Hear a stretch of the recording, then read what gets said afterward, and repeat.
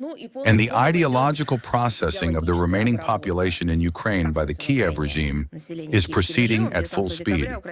On December 19th, Ukrainian media reported on the decision of the Kiev City Council to dismantle, a direct quote from this decision, 15 objects and individual elements associated with the history and symbolism of Russian and Soviet politics. End of quote. So what has been slated for demolition? What must the citizens of Ukraine and future generations of this country not be allowed to see? A memorial plaque to Pyotr Ilyich Tchaikovsky. This is, so to speak, apparently something beyond the pale. Children in Ukraine should not know what classical music is.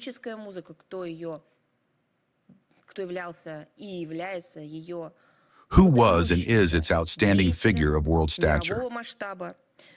That is, imagine, without Tchaikovsky's music, it is essentially impossible to conceive of the classical music of our civilization. And in Ukraine, they not only can imagine this, but are doing everything so that future generations will have no idea at all who Tchaikovsky was. Memorial plaques, for example, to Anna Andreevna Akhmatova will also go under the wrecking ball. I'm just curious, has any one of them actually read Akhmatova? Has anyone read Akhmatova's Requiem? Utterly honest, frank, tragic. Has anyone in Ukraine among those who make such decisions in the Kiev City Council read this work?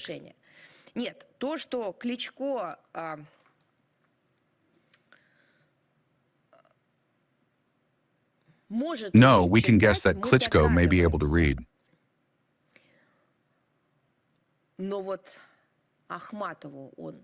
But did he read Akhmatova before making such a decision?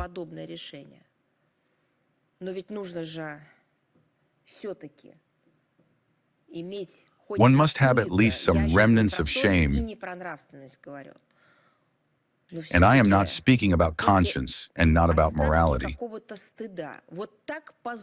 It is impossible for the Kiev regime to disgrace itself so before the whole world.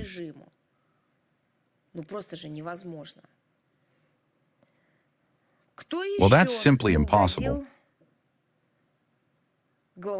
Who else has fallen out of favor with the leaders of this Kiev junta? Mikhail Ivanovich Glinka, Dmitry Zakharovich Manuilsky. They simply should not be known to Ukrainian citizens in any way. The memorial plaque to Viktor Mikhailovich Vasnetsov will be altered in order to remove the word Russian from it. Can you imagine? The symbolic sign Kiev, Hero City, will be eliminated. Well, there is at least some logic in this, because under the current Kiev regime, Kiev can hardly be considered a hero city. Another matter is that Kiev will have this title returned, and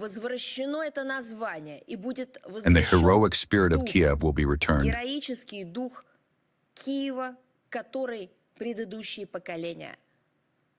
Which previous generations won back at the cost of their own lives and created this city with their professionalism, sincere patriotism, and love for Ukraine. This is a matter of the future.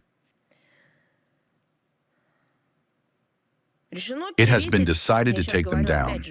I'm referring again to the City Council of Ukraine, the Kiev City Council. It has been decided to take down these and other memorial plaques. They are not to their liking. It was also decided to change the language in which the corresponding text was presented. They decided to translate it into Ukrainian. This refers to the text on the monument to the warrior liberators near St. Michael's Hospital. It was also decided to replace the years of the war, 1941 to 1945, with 1939 to 1945. And the names will be changed. They will be changed. It has already been decided that it, so to speak, must be changed. The current Kiev ghouls are not satisfied with the term Great Patriotic War. They have stopped being ashamed of this. Now they will change it to Second World War.